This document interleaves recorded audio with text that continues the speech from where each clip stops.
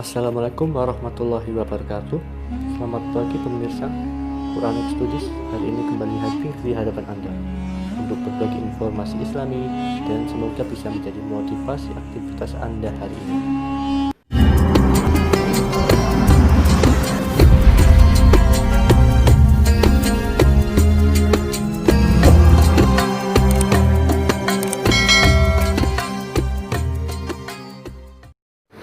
Di dalam kehidupan ini, setiap makhluk pasti memiliki tempat untuk bertahan hidup, seperti halnya manusia, hewan, dan tumbuhan yang ada di muka bumi ini. Namun, pernahkah kita berpikir tentang betapa luasnya alam semesta ini? Dan planet hanya sebagian kecil dari alam semesta ini.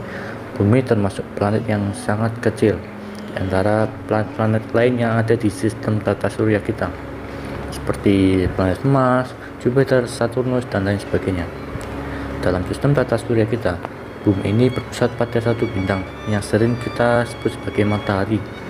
Bumi mengelilingi matahari secara penuh dalam waktu 365 hari sesuai porosnya.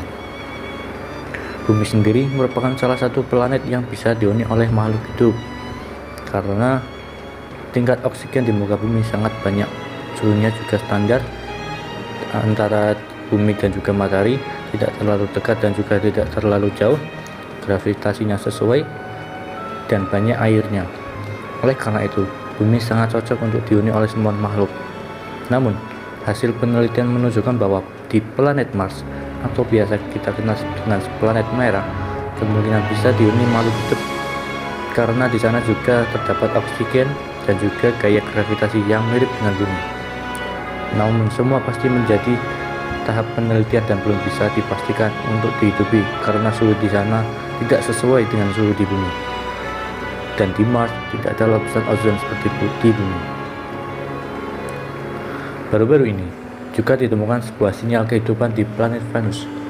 Kita tahu bahwa planet Venus merupakan sebuah planet panas yang di dalamnya bersuhu sekitar 450 derajat Celcius dan tekanan permukaan Venus 90 kali lebih tinggi dari permukaan laut di bumi.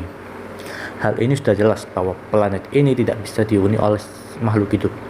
Namun, baru-baru ini ditemukan sebuah zat kimia yang disebut zat fosfina.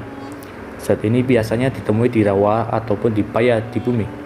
Zat ini juga dibuat secara industri atau bisa juga dibuat oleh campuran bakteria. Namun sayangnya, para peneliti belum mengambil gambar kehidupan bakteria di dalam zat fosfina yang ada di Venus tersebut. Kita sebagai umat muslim yang beriman pada Allah harus mempercayai apa yang difirmankannya oleh Allah Subhanahu wa taala yang berfirman dalam surat Asy-Syura ayat 29. Bismillahirrahmanirrahim. وَمِنْ آيَاتِهِ خَلْقُ السَّمَاوَاتِ وَالْأَرْضِ وَمَا بَثَّ فِيهِمَا مِنْ دَابَّةٍ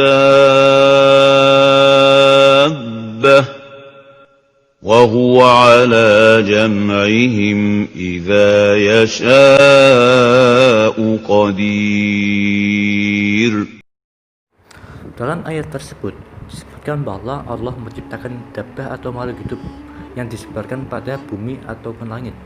Lalu, apakah dabbah itu? Dalam surat An-Nur ayat 45 dijelaskan bahwa dabbah adalah sebuah makhluk yang berjalan dengan 2 kaki, 4 kaki, ataupun perut. Kalau kita masukkan malaikat ataupun iblis, jin, setan, dan lain sebagainya, itu tidak akan masuk dari golongan dabbah tersebut karena mereka tidak berjalan dengan 2 kaki, 4 kaki, ataupun perut. Kita tidak tahu. Wallahu a'lam bishawab. Adapun tafsir surat Asy-Syura ayat 29 ini bermacam-macam. Dari tafsir terdahulu mengatakan bahwa dabbah yang ada di langit itu maksudnya itu malaikat, sedangkan tafsir zaman sekarang berbeda lagi. Hal ini terjadi karena di zaman dahulu teknologi belum seperti sekarang ini. Dalam hal ini menunjukkan bahwa makhluk ekstraterestrial atau biasa kita kenal sebagai makhluk luar angkasa selain manusia itu memang benar adanya. Karena mengacu pada bukti-bukti serta video-video yang menampakkan kemunculan makhluk luar angkasa yang datang ke muka bumi. Setelah diteliti, ternyata video tersebut adalah real dan benar-benar terjadi. Dan juga mengacu pada surat Asy-Syura ayat 29 dan penjelasan terdapat pada surat An-Nur ayat 25.